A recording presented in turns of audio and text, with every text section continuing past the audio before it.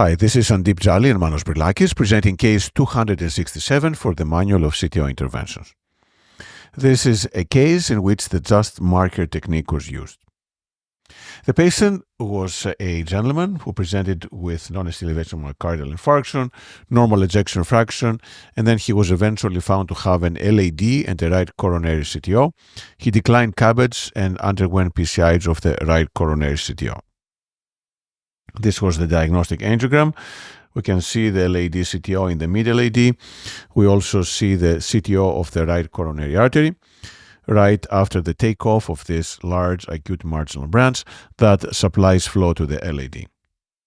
So he underwent successful recanalization of the right coronary artery CTO, and then he is now returning for PCI of the LAD CTO. We did have a coronary CT angiogram that shows a severe calcification of the proximal cap. There is a diagonal, the originator is also proximal, and there's also severe calcification on the distal cap. However, the occlusion length was fairly short at about 11 millimeters. So the calcium is adverse, it is short, but the calcium can make things more difficult. We can see the distal vessel seems to be diffusely diseased. And this is the angiogram on the day of the LAD CTO PCI. We do have a clear, however, it is blunt, proximal cap.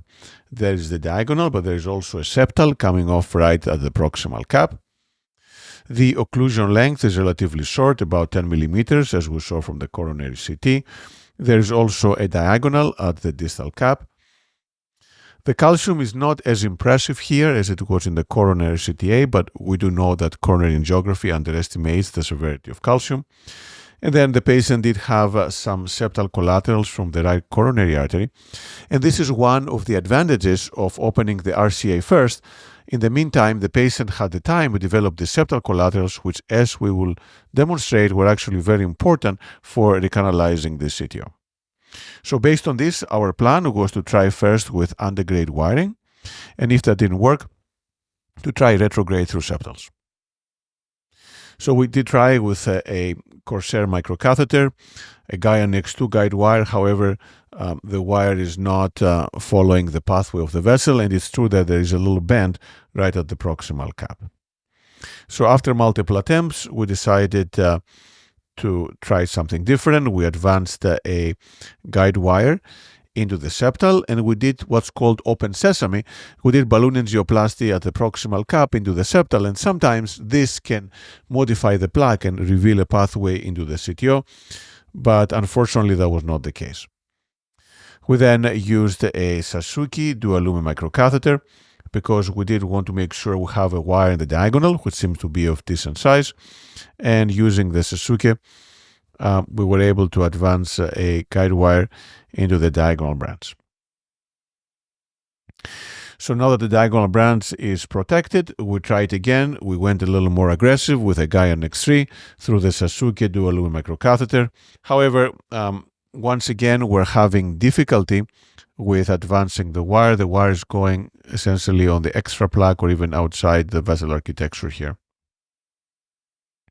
So after multiple attempts, we decided to go retrograde. And as I mentioned before, in the meantime, since the recanalization of the RCA CTO, there are now some septals coming from the PDA into the LAD. So we used the Sion black guide wire. It seems to advance along the course, but it is not perfect. But eventually, we were able to redirect it, and the wire went into the LAD. This is a Sion black, and now we understand where the vessel course is. The next step is to advance the retrograde microcatheter. This was a Caravel. However, we were unable to do so.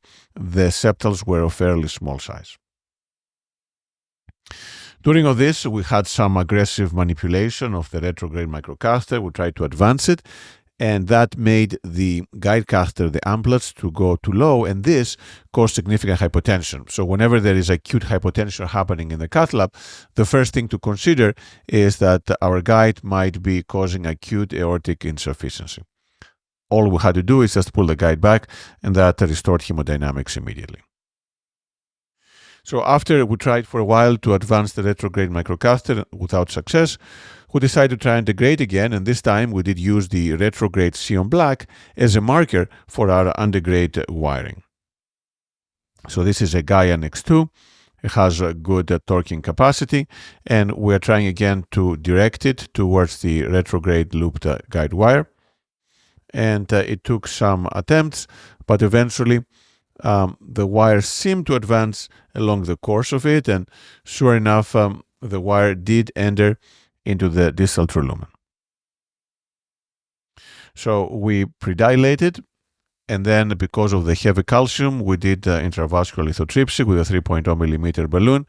And then after intravascular ultrasound, we placed a 3.0 by 38 millimeter drug-eluting stent, and that provided a nice result. We were not sure about the circumflex, whether we had some issues, so we did a DPR into the obtuse marginal branch, and that was actually 1.0, so no PCI needed there. And this was our final result.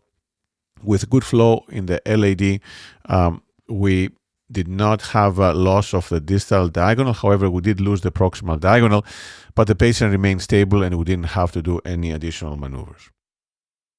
So several lessons from this case. The first one is when we have a retrograde crossing, but the retrograde microcatheter does not cross the collateral, as in this case, then one option is to advance the retrograde guide wire to the distal cap and use it as a marker for the antegrade wire to cross. This is called a just marker technique, and that worked very well here. Of course, this was a short CTO, made it easier. This might be a little more difficult to achieve with longer CTOs. Second is that change is important for eventual success. And the third one is that if we have acute hypotension, the first thing to think about, or one of the first things, is that the guide might be doing it. So pulling the guide up might relieve any aortic insufficiency and restore the blood pressure. And number 4, in this case, we did recanalize the right coronary CTO first, and then brought the patient back.